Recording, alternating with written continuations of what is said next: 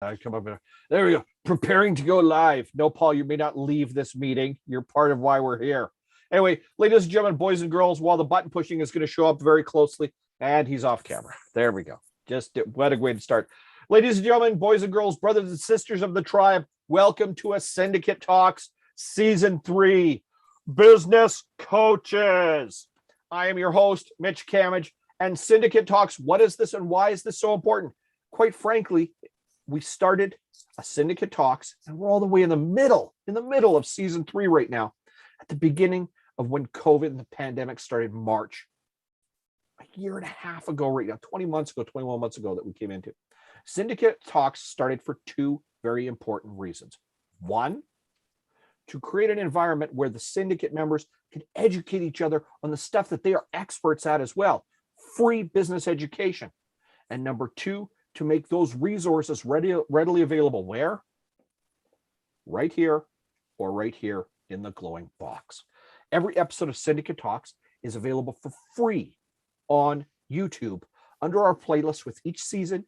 Everyone is titled, it's easy to navigate, and you're hearing from experts in human resources, finance, real estate. It doesn't matter what it is. We bring the very best and the smartest inside of our organization to make our members better at their jobs and smarter. And of course, to make you, the business owners out there in the world, it's months, years from now. It's 2028. The robot overlords have taken over, and you have to sit there and work in the crypto mines, or else terrible things are going to happen. You can still get smart at your job. Why?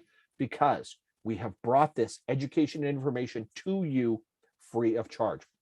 With me today, and we've had other presentations for business coaches. In fact, we've got many coaches inside of Syndicate to work with, help their members and just grow their own businesses. But these guys are the ones nearest and dearest to my heart today. While they've got other businesses, other avenues they grow through, and you've heard from both of them in that. Paul is one of our foremost experts on real estate, and he's talked many times when it comes to our Syndicate stage and Syndicate Talks on real estate investment. Matt, of course, is presented based on barter pay, etc. They are here today because they are part of my ecosystem. And more importantly, they're here to help you as business coaches. They're going to talk to you a little bit about what business coaching is. Of course, I'm going to nudge them because we work together on a day-to-day basis. But they're going to be bringing the heat for you so that you can hear more about what they do, how they help people, and what is going to be relevant for you to make your business better coming up next. Now I'm going to do a little button pushing in a moment here. As always, when we go live, it takes a little bit of that time. I'm going to let them introduce themselves a little tiny bit, but then we're going to dive right in because they don't need my help. But hey, I'm the host and I'm the facilitator while we're here. You got all of us on screen, but I'll turn it over for a moment. Nat, give us a little sense of where you came from, where you're at right now. Paul, the same thing, and then we'll be done all of the click that we need very shortly. Absolutely. Thanks, Mitch. And again, this is hour 7 for us. Didn't it start at 7 a.m.? So I'm more than grateful and happy to always be in the same virtual rooms with you gentlemen. So thank you. But again, Matt Hewson, I have come from kind of a hospitality and marketing background. Loved working in the restaurants when restaurants were normal. Grateful that I kind of left that industry years ago and just have kind of continued to be that entrepreneur that asked the hard questions, made the hard decisions.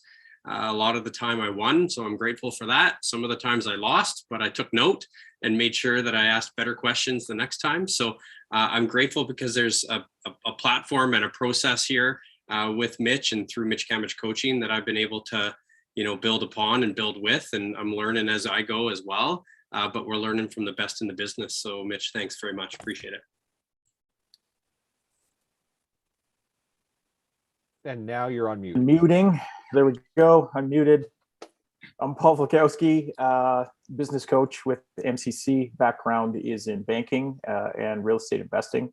No, I was not a realtor.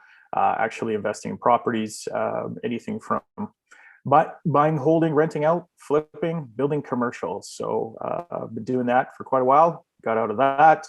Started to do some coaching in the real estate industry and looking for other business opportunities along the way.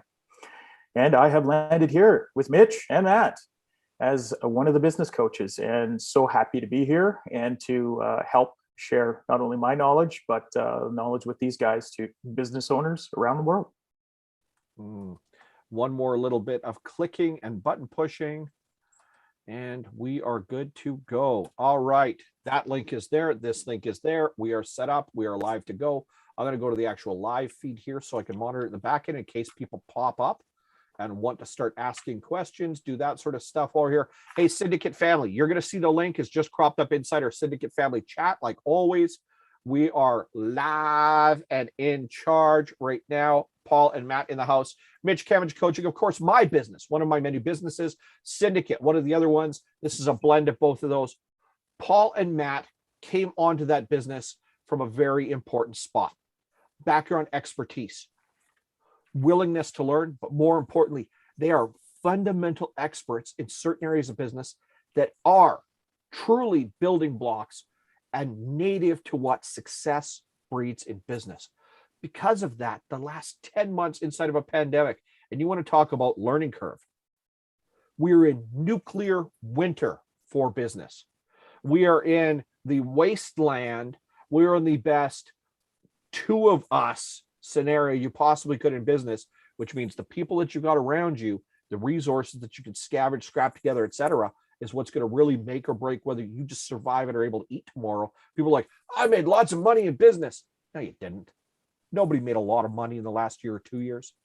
Nobody's rich in crypto. No, they're not. It's a tiny percentage. And so Paul and Matt, and this is the gloss part for them for a moment, 1% thinking, 1% business, and continue to serve from 1% businesses.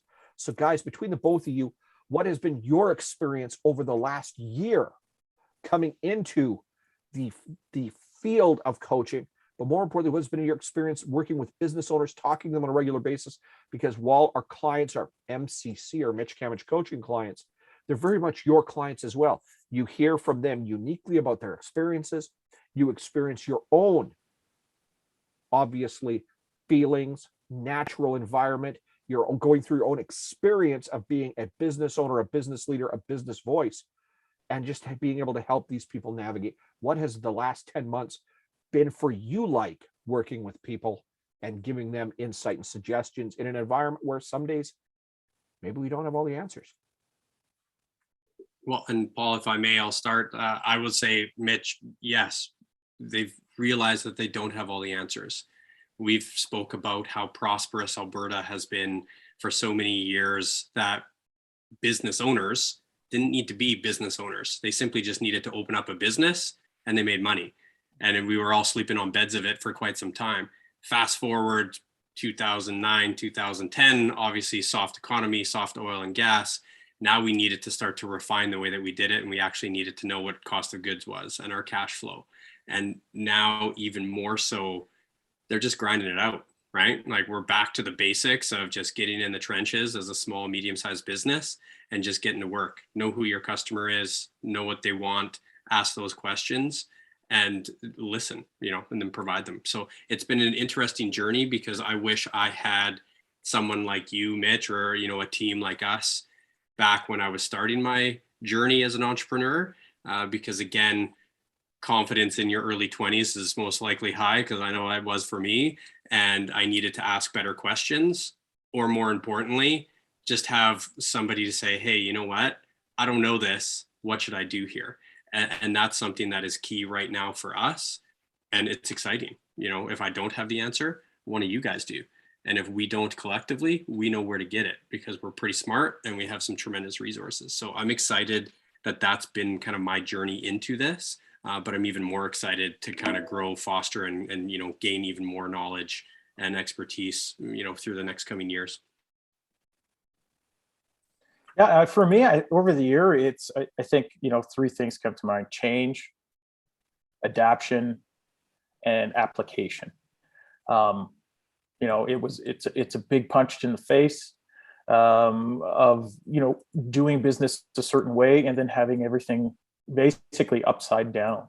And that's from everything from your sales to your staffing or lack of staffing to having to look at different supply chains. So it just seemed to just not let up. And we always had to keep pace and try and look ahead and be prepared. So it was a thinking game a lot more this year as well, as putting those thoughts into practice. Okay. in the past year, and again, it seems strange for us to have this discussion, which is almost the same one, I guess you could say, that we have on maybe a daily basis, never mind a weekly basis. We've got our own entire thing separate on with MCC with our virtual business boxlets. So this can feel an awful lot like that. But what would be one of the biggest takeaways that you have picked up over the last year, hearing what you do every day from the clients and customers that are coming in the door? Because there's the universal experience that people have, and then there's the unique ones that they've got. That has to be somewhat reaffirming or somewhat, gee, I didn't even think of it, but people are going to be commenting on a day-to-day basis. And what has that the last year been like for you from that? And what would be a big takeaway that people need to hear, need to know, or even just can validate that they're not alone? People, process, tool, I think, is one of the things that I've certainly been able to share as often as possible. And it's something that speaks true to what I do, what we do. It speaks true to so many different business owners, is that first, you're one of those great people within your team. Make sure that you act like it. Second, your peers or your people that you are responsible for and to, you have to be able to develop that relationship. The process of how you work together then is key and secondary to the people, in my mind. And then the actual tool that's created out of that is so key. And I think that there's so much work to be done with the new way to do business that everyone has to create a new tool. Like they have to, because again, I'm going to use the word now, we've had to pivot or adjust or make changes. I did it on purpose because it's still a drinking game, right, everybody? So everyone has to drink water. Anyway, it's something where if you're not recreating your toolkit, you're going to be left behind. So to be able to have that people, process, tool as something that is repetitive to us and has become habitual or ritualistic for me is awesome, because we've been able to share that message and work through some of those challenges for the business owners. Yeah, it's a lot of stepping back and taking a look at your whole business, and all the areas that you need to look at, money, time, architecture, and leadership. And we don't. We have a tendency to get focused on one area and ignore so many of the others. And that's not a way to success. We have to focus on everything as a whole. And that can be overwhelming because we think we have to do everything at once, but we don't. We have time, and it's a pace that we can set. And the whole theme for MCC is it's just tweaking it a bit. All we're doing is we're just informing, and then we're just going to change it a little bit, so it becomes a habit, and we can dial that in. So it's very easy to take a look at everything, because now you have that dashboard built, and it's once that dashboard is implemented and you follow it, things get a lot easier. But it's tough. It's tough when you're in your business and you have your own blinders on, and you've been doing something the same way you've always done, and to actually look up and trust in yourself more than anything can be a challenge sometimes with that. But really, it's just breaking it down to basics and putting it on one page. We've talked about repetition of process. Somebody wants to start a business right now in the middle of the pandemic. What are their mechanics? What are their first steps? Again, now the interesting part about this conversation is that I'm talking to you. Our earlier episode was the brilliant Sharon Shore, business broker, right? And our businesses are so close together, touch each other, that it's really tough to have a discussion where it's educating somebody else when you want to naturally or natively go, well, hey, I'm talking to a familiar face, familiar voice, but also somebody with the same knowledge base. Somebody is brand new, somebody doesn't know, somebody's scared to shitting in their trousers, somebody's going, I don't even know which way is up anymore. Like, I'm just trying to keep it moving every day. Where do people start? Screw where they're in mid-cycle. And for us, our native language is, hey, here's the stuff that we do: money, time, architecture, leadership. Here's our basic measurables. We just want to turn just a little bit. That's to provide comfortability and resource, but that doesn't help anybody that has no clue where they're going to get started. Matt and Paul sit down with somebody, talk to them on a Zoom meeting. meet them on a Teams event, go to a virtual networking event. Guys, I want to start a business. What do I do? What do they do to get themselves moving in the right direction? What are those mechanics, those things, the stuff that they're always those fundamentals at the very beginning, because without which there's no business. Where do people start if they're going to start doing business? Yeah, I would say, speak to people that have done it within that industry as well, get a baseline of where that sector or that industry is currently. And disruption is fantastic. We just chatted about that for the last hour, a couple of hours here, and it just breeds opportunity. But I would say, again, talk to the people that have already done it, mimic them a little bit, but also talk to coaches, mentors, small business advisors, because the world of small business has adjusted so drastically, short and long term, that it truly is like, are you a proprietorship? Are you a holding company? Are you so many different things? They need to be able to express what they want short term first, and then we can look long term vision. So I would say 60 minutes, pen and paper, everyone's drawn circles. This is what it looks like. And then from there, we can create a baseline to make sure that they are headed in the right direction. Mm-hmm. Paul? An audit, a personal audit. What are your skills? What are you great at? What are you terrible at? What resources do you have available yourself, you have access to in order to set that up and have that direction of where you want to go? It just builds on what Matt said. And then looking at the industry or the area that you want to go into, and how you can basically take some of the mystery away and have a better understanding of the starting blocks that you're going to be in. So, it starts with you, and then it spreads out into that segment that you want to look at. I'm typing right now while you guys are talking for a moment, actually reminding our Cyndicate family about this too, because we got some live studio audience. People have been coming and going throughout the day, but there is so much brilliance here right now. In fact, one of the comments Sharon just popped up and said, great info, whole lot of Brill on one screen. So I hope she doesn't mean Brill cream, because I don't think any of us are using it right now. And she actually means brilliance. That's there. Could be Brill cream. We're all men of a certain age, right? We are getting there as well. But so much brilliance in one spot. Guys, do you ever take for granted the last 10 months with how much you think you know in your head right now? I got to ask, because there are some days where I go, this seems really simple. There's other days I go, dude, 8 years ago me had killed to get to this spot. Right. 8 years ago me would probably murder 3 people to get to here. So YouTube be out. Right. There we go. I would say, yeah, the journey has been, something that I've certainly enjoyed, opening up books and, audio books and all of these things of becoming that professional learner and listener has been exciting for me. Like I've been one to be, no, I'll leave it to the last minute.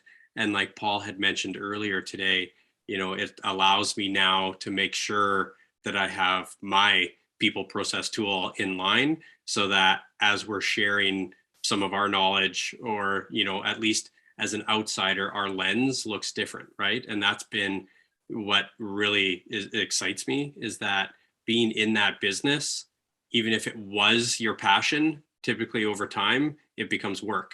And for myself, my passion is, and has been for so long, just helping small business owners. And I don't have to worry about that passion fading, because I'm not in any one of those businesses, right? It's not work. So that to me has been, like, again, I'm grateful for that. But, the constant learning curve is quite steep, right? Because we have to be 5 minutes faster, a week faster. We need to be early adopters to all of the new that is happening. And there just happens to be a great deal of new right now.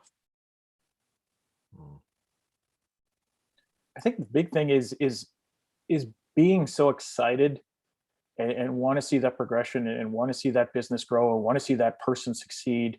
I'm having had to learn a little bit more on how to hold back and not give them so much information that they feel like they're drinking from a fire hose. And then we can do this, and then we can do that, and when you got that, we could do this and this and this, right? Because you're passionate about it, you want that.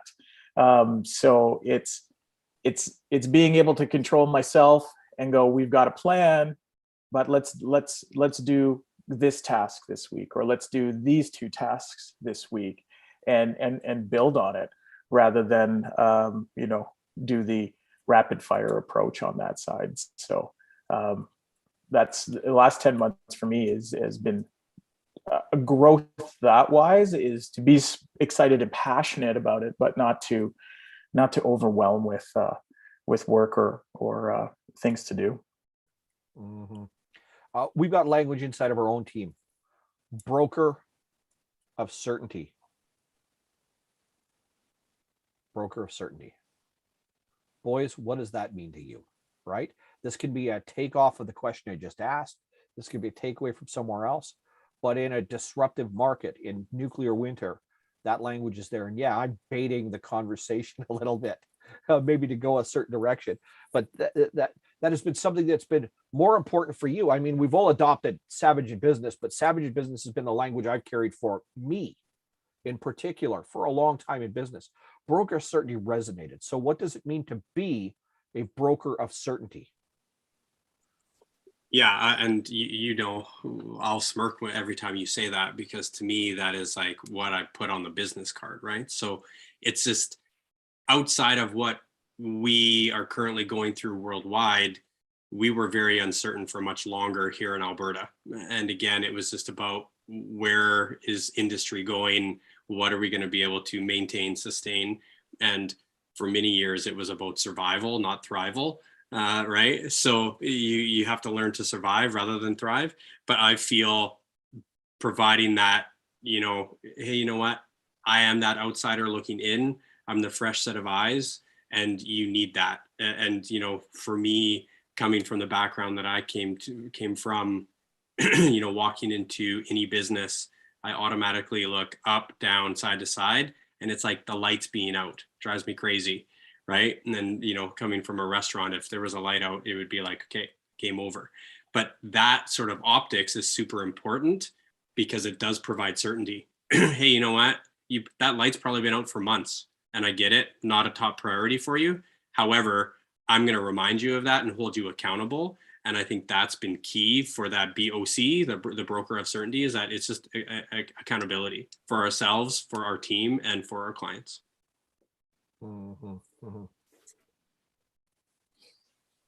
For me, broker certainty is that building that, or having that strong foundation, where you have footing, you have a backstop, and you have somebody that's in your corner working 100% for you.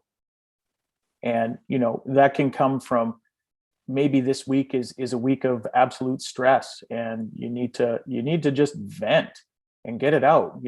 Other business owners understand other business owners. Coaches understand businesses. So getting that emotion out and coming back to a baseline where other things can be communicated to move forward. So we could talk it out, see where the problem is, and then give some solutions, give a game plan, give some steps in order to move forward. So broker certainty in me is, I'm the coach in your corner, literally in your corner. Hold on. Are we all rocking a different MCC shirt today? Who's got what? You got Cash Crew. I don't know how we coordinated this, but I heart you guys. Good job. All right. Well job. Well job. Well job. All right, boys. We got the, hey, brand new. We got the, well, hell, in our virtual business box lunch, we talked about, next quarter business, etc. What's the worst you've seen in the past year? What's the absolute worst you've seen in the past year? And I'm asking you to dig a little bit for a moment, because sometimes we go, ugh, I don't know what I got in my toolbox to fix this one. But now, again, we're not going to breach client confidentiality. We got to be very cautious about what it is we're talking about. but people also like to hear there's a reason we stare at car wrecks when we drive past them. Sad as it sounds, there's a reason we look at that. What's the worst you've seen in the past year that you're thinking, okay, how am I going to help them navigate this? And what did success look like? I'm trying to give people a picture of what a day in the life of Matt and Paul are, but more importantly, if Matt and Paul, by the way, Cyndicate family, hire a bloody business coach. We've had them at the beginning of, from the very beginning of Cyndicate. We've got 5 of them inside our community. If you don't have one right now and I don't know if I can afford the money, get off your ass and hire a business coach. And if it ain't me, then make sure it's one of these 2, because we're literally here to make your stuff better. But guys, what's the worst you think you've seen? And how did you navigate out of that? Let's educate some people on stuff that they can do if they think they're swamped and don't know which way is up. I'm smirking on this one again. It was truly that statement, well, we've always done it that way, and it's worked for us in the past. And I was like, it was about their people, culture. It was about their, marketing. And it was all the things that you'd think, you know what? I can appreciate that. You've won in the past, but that was round 1, round 2, and you're now in a 15-round fight, and you haven't done so well in the last couple. So that to me was, I guess, the worst I've seen, simply because they believed that statement.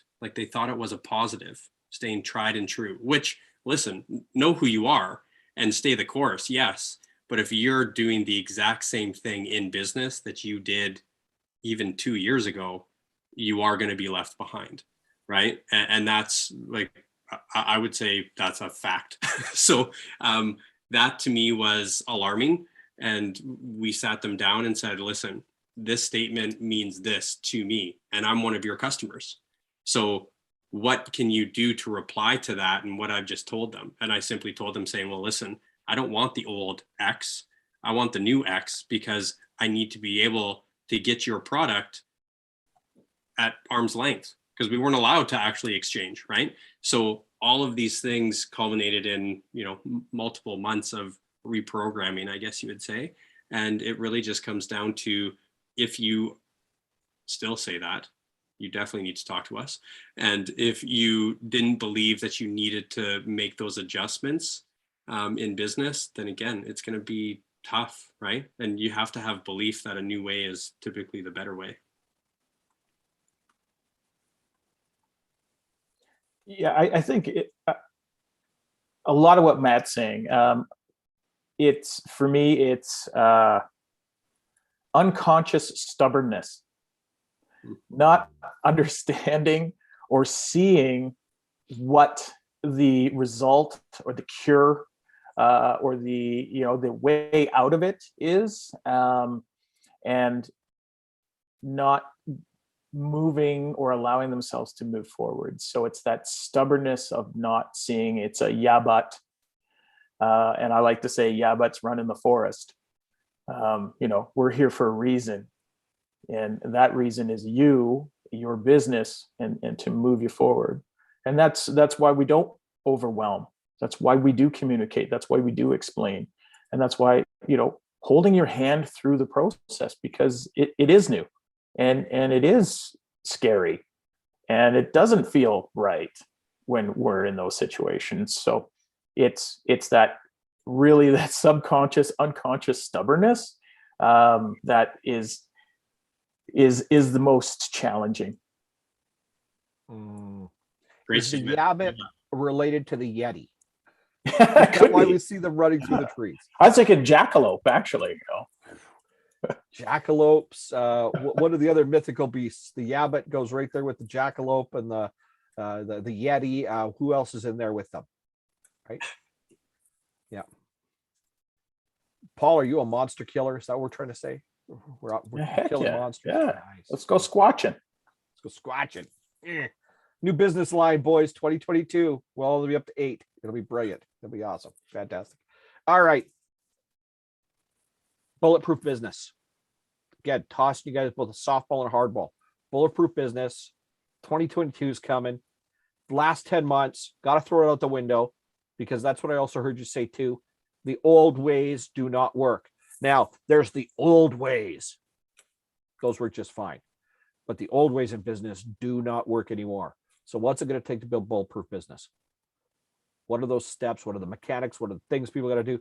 There's the one, I've got my one proven method. And if you sign up for my email chain for $29.95 a month, I'm going to wipe that crap out for a moment. Bulletproof business. What do people got to do? I would say, and my hope is that you guys will laugh at this a bit, make sure that the shield that you are carrying is just as strong as your brothers and sisters to the left and right of you. So build community and allow them to be part of that, barrier that you're creating, or for business, breaking down barriers, right? So if you want to be bulletproof, you're going to either need to spend by yourself, or you're going to need to create a community around you of peers and ambassadors or advocates. And again, forge those unbreakable bonds, right? So there's so many things where it just simply comes down to don't spend money you don't have, unless it's the government's, and then we can chat about that. But it really comes down to like the 4 key basics: drive revenue, have a great conversation, make sure that your cash flow makes sense, your labor's in line, and that you're making money, right? So many people have been said, oh, we're busy. Great. Are you making money? Okay, well, let's chat about that. Mm-hmm. Paulie? Smart business. Yeah, absolutely. What are you doing during your day? Do you have something that you can delete, that you can delegate, or can you duplicate? If that's a good profit line, like what are the top 2 to 3 things in your business that sell? That's great profit margin. Why are we focusing on 20 items? Why are we focusing on 30 items? It's like, Matt, going to a restaurant and you got 50 items on the menu. It's just like, shake your head, right? Just the waste, the costs, the times, right? So it's about being able to focus on what are the top 3. Where's your money? Where's your money? Where's creating space with time? And who's your team? Who do you need on your team? Who do you need to delete from your team? And where are we going? Is there a roadmap? Is there a direction in mind? Do we have a number? Do we have a way of getting there? And I find we can get marred in what we're doing on the day-to-day, and we forget so much of where we're trying to get to. Mm-hmm. Mm-hmm. Ooh, see, painless, almost over, right? I love Matt's smirk all the time. For the Cyndicate tribe out there, you guys know we work together on a day-to-day basis. This isn't a surprise for the rest of the world. They're going to say this: I don't get to where I'm at if it isn't for Matt and Paul. I don't. My business doesn't evolve to that sort of spot as well. So what does that say? The business coach invested in other coaches. The business coach continues to invest in coaching, and these guys continue to invest in coaching resources that are outside of themselves to make themselves better. So we talked about what it's going to take for business. What does it take for the business owner? Now, Matt's talked about it already. And in fact, Matt spends a lot more time talking about maybe what the owner needs to invest in, particularly when it comes into proximity. And Paul talks about what's going to the business. But what do business owners have to do and have to know? Because some of our language we talk to people includes adaptability, talking about AQ, talking about EQ, right? Their ability to interconnect and relate to people, and IQ. You can have a higher IQ than somebody else, but you're not willing to develop the brain, the muscle's just useless, right? You got to make yourself smarter. You got to make yourself more approachable, and you got to be able to flex or adapt as situations change. So maybe I just spilled all the beans, but guys, in your mind, what does it take for business owners to really measure success? Because there's a difference between a technician, a business owner, and an entrepreneur. And to navigate that requires something very different. It's not common. And then, so part A and part B, what does it take for a business owner or an entrepreneur to really accelerate or get ahead? And then what does it take to turn into a 1% business? Because that's language that we're adopting now too, right? So what does it take for them to continue to, or even to find success the first time, and then 1% business? Because that's different too. What we got? Yeah, I would say as a new entrepreneur, there are tools out there, and like we talk, I'm looking at it right now. Like our 4 block is 19 items. Well, that's 19 different micro conversations that you need to have prior to starting your business to say, hey, have you thought of this? Have you thought of that? And we kind of touched on that a little bit earlier, right? So to become an entrepreneur or to be a startup, have these facts written down so that you have your foundation that Paul talked about earlier. And then to accelerate that, actually utilize the tools that you have. So, you know, we chat often about the toolkit. Well, there's a lot of people that have a lot of tools in their toolkit, but they're taking out a hammer when they need a screwdriver. So we'll help them apply the right tool at the right time for the process that is needed, right? And that's identified visually for some. Now, to really ramp it up and to become that 1% business, rep it out. Like, honestly, we've chatted the whole, you know, I'm far more fearful of the man that, you know, practices the same punch or kick 10,000 times than the people that they believe have 10,000 kicks in the repertoire. Just rep it out over and over and over. Stay true to what your foundation is, but be able to adapt with the market and with your customer base in order to fast track to that 1%. Money, money, money, money. Where's the money? Where's the money? Where's the money? Where's the money? Where's the money? Not what's on the sheet, what's in the bank account, what's in the pocket, spendable money. Mm-hmm. Yeah, crypto money, online money, right? Able to see what you actually have, not what you think you have, not what your accountant thinks you have, but what do you have and what are you making? And how much time are you investing to make that? Yes, in the beginning, sure, we're going to be investing, we're going to be building, we're going to be doing that. But let's take a look at that. Let's take a look at the percentages. Let's take a look at the time in, because why is that fun? Why is that exciting? Because you get to make more and then put less time in, which means what? More couch time, more family time, more vacation time. That then builds into more time, more creative time. Now I have more time to do this. Now I can hire somebody, I can delegate, I can have somebody do that. So it's creating space. It's creating space within your company so that you can do the next step. And then what 1% means to me is that you're not even working in your business. You're working on it. You have everything in place. You have the people, you plugged everybody in, and you actually have something that at the end of the day, all businesses want to sell. I think at that point, now you have something that you can either leave as a legacy and hand it off to your family, or you have something that you can sell off for a true retirement, because now you have a living, breathing, separate organism from yourself. Mm-hmm. Mm-hmm. I got a request and a question on YouTube. Ooh. Matt, this is directed to you, so I'm going to flip it over to Paul after, because areas of expertise. Can Matt speak to the hospitality industry and the biggest issues right now? Brew beer, baby. Yeah, so can I? Of course. I think the biggest barriers that have been created is, first, we were a consumption society and we love to go out for business lunches and beers after golf and, hey, I'll meet you here and this and that and that. And that was taken away from us. So what it's now done is we've been able to identify kind of our favorites, and we've now gone to them virtually first, meaning we've clicked and ordered, but we've still had that. So it's created a habit of, hey, on Tuesdays, I have this company. Whereas before I could have gone out with a friend and let them choose, right?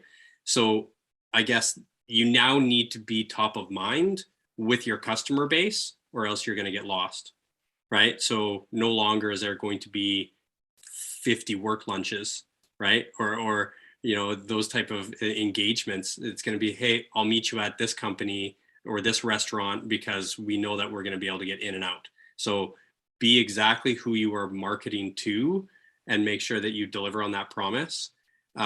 Also, like, it's a tough game. You know, I'm shaking my head in the negative here, but can you make money? Yes. Do you have to dial in your costs? Yes. Do you have to have great people? Hell yes. So there's a capacity here now where you have to be able to scale with the top tier individuals, frontline servers, chefs, cooks, whatever it may be. And they're out there, but you need to encourage them to come back to the industry because they've gotten pretty comfortable sitting on a couch and maybe making money online. So you need to be able to encourage them with different culture, right? And that to me, I think is going to be the biggest success for some of these multi-units and even the independents. Like to me, I see the independents growing hand over fist because they can adapt and move faster in a different direction. They're speedboats rather than a big cruise ship, right? So I see that being the biggest player and the biggest success within the industry. Mm-hmm. So I'm replying to now, Paul, we're going to flip to you for a moment because your area of expertise actually comes down to finance and real estate. And let's see, food service, shipping, logistics, finance, money, real estate. There isn't anything that's safe right now in the pandemic. Okay. Oh, I made $1 million in crypto. No, you fucking didn't. No, you did not. You did not. That's not even 1%. It's 0.1%. Never mind everything else. Okay. I got a whole bunch of heart eyes out of that comment there, Maddie. So clearly you got a fan. Sharon, we heart you too, right? Paul, real estate got fucked, just like food service did in the pandemic. And nobody knows which way is up right now. And yet, what did we talk about? We were plotting and scheming last night. Real estate, food service, and other stuff. All right, brother. What went sideways and what do people got to focus on? In other words, what's the stuff they're being challenged on right now? What are they going to focus on next? Big buying spree, big renovation through the pandemic. We had an adjustment of interest rates, so we had a lot of the millennials go through, and we have to keep in mind that the average millennial age is 33. They're a little bit larger than the baby boom generation, so they're in buying mode. Problem being prices. Right? It's taking 2.5, 3 people now to support a household, not just 2 incomes. So we're all getting priced out of the market. Millennials are definitely getting priced out of the market, and this is their first time coming into it. So where's the breathing room? I think the breathing room is about to come. We've had crypto, but we haven't had what's the next wave out. The next wave out is coming because government funding has ended. So now we're going to see an increase in defaults. We're going to see an increase in bankruptcies, and we're going to see an increase in foreclosures. So I see, opportunity for those who have waited coming in the next 12 months. It might be a little bit longer, it might be a little bit shorter. But I also see interest rates rising. So it's the ideal situation, of course, would be to, grab a great property, lock in your 5-year, and move forward from there. But the danger is I bought a property, I only put 5% down. Now my value's dropping, and I went into a variable, which so many of us are or had or have, and now my interest rates are going up. So I'm getting priced out on the monthly payment, and I don't have any value left in my property. So there's a lot of blinking indicators moving forward into 2022. Matt, one more coming back on food service side. Suggestions to have a higher end pizza takeout restaurant drive up sales and improve profits. My question would be, is it just takeout or is it still dine in? How niche or how high level are they? Because ultimately revenue is, again, fantastic on an average guest check. So if you're selling $30 pizzas, amazing. What's your food cost looking like? So really kind of, pick that apart quite a bit. Because again, to me, revenue is just work. So I want to help increase bottom line. So I would say if we can help offset certain costs associated with food, with labor, again, offsetting through barter pay ecosystems, that type of scenario where if they can get something that they need with something that they already have, great. That helps increase cash flow and helps increase profit, right? So I would, again, long story long there, so sorry, but depends on how niche they are. And maybe you need to introduce more of an entry-level client to you, because let's call a spade. Higher end is fantastic, but less and less people are in that bracket. So you may have take out only. I just got an answer back. Take out only. Take out only.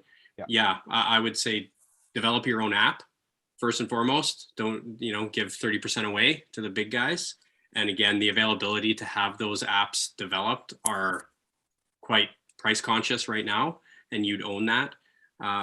Also look to your, peer group or community. If you can help offset where you currently are producing, go to a ghost kitchen or to a shared space so that that expense line diminishes or is, taken away. Mm-hmm. Mm-hmm. Paul, anything to add? On the restaurant side? Yeah. Well, yeah, it's about costs. Absolutely. No, not really. I don't think so. I think a takeout model is really great because if you can get access to an industrial kitchen or have a certified kitchen that you can use or one in your basement. I think that's fantastic, but it's marketing. It's really going to come down to marketing for that pizza. Otherwise, nobody's going to know who or what you're doing. So your marketing campaign is going to have to be solid. Mm-hmm. Agreed. Yeah, 100%. All right, boys, we're just about winding down to the end. We got to get one more quick thought. Again, we've done, well, Mitch, you've asked this question like twice already. Yeah, but this is for the Cyndicate crowd. That was for the rest of the world out there. This is more for our audience, et cetera, and stuff like that. We've got this thing coming forward anyway. What is Matt going to focus on for the next 12 months, which means that something is obviously going to take forward to his clients? And what is Paul going to focus on for the next 12 months? So this is your guys' individual takeaways, but something that you're also going to be carrying through with every one of the people that you interact with, because the job is always to do what? Leverage the message, help more business owners, help them get clearer, better, faster, smarter, richer. So what are you guys going to focus on, and what's that takeaway going to be for your clients? I'm going to be the professional student, professional listener. I want to, and again, people will smirk, I've said it multiple times today, even forge unbreakable bonds, not only with my clients, but with their vendor suppliers, with their customer base, so that we can really get to know the specifics of their business in order to maximize their profit or success. Mm-hmm. Paul? Strategy, what's coming on the horizon, what could be coming on the horizon. So let's not just have strategy A, let's have strategy B, let's have strategy C. We're coming out of a COVID world that has just smacked the shit out of us. So, now's the time to be very strategic in case something else tries to smack us. So we can actually move or pivot. Everybody take a drink. And there we go. And we don't have to think about it. We can actually act. And always more education, always more learning. I'm choosing crypto, get heavily into to that area, so I can boil it down and be able to explain it to a 9-year-old. Mm-hmm. Mm-hmm.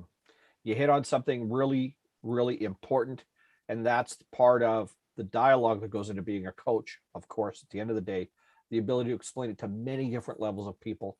And you guys, Cyndicate family, they might be working with Mitch.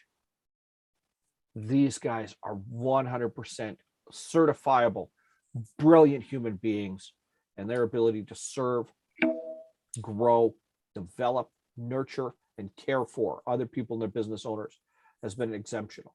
So for me, sitting here right now in Syndicate Talks, Matt and Paul, thank you so much. Thank you for doing what you do, and thank you for being able to take our brand and go in a new direction.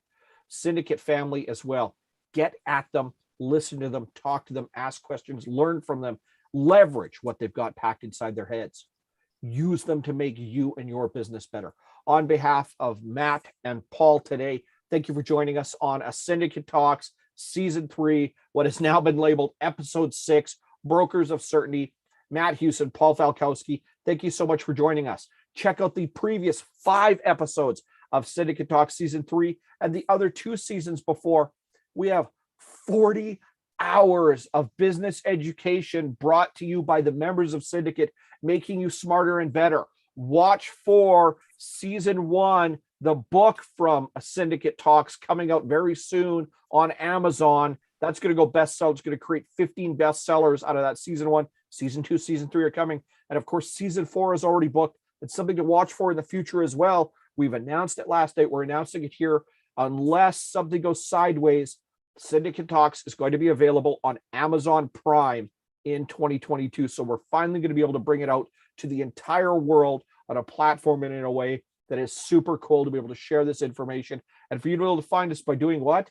Just turning on Prime, surfing to a Syndicate Talks, and finding your favorite episode. So thank you so much for joining us today. Matt and Paul, thank you for coming in. And watch for the next episode coming up very soon. It's about money. It's about finance. It's about accounting. And our girl, Danielle Pilon, is going to be coming on here right away. Thank you for joining us today. And as always, make better business friends. Invest in your community. Get inside the tribe and get at your fellow members. Have a fantastic day. And that, bam. Boys,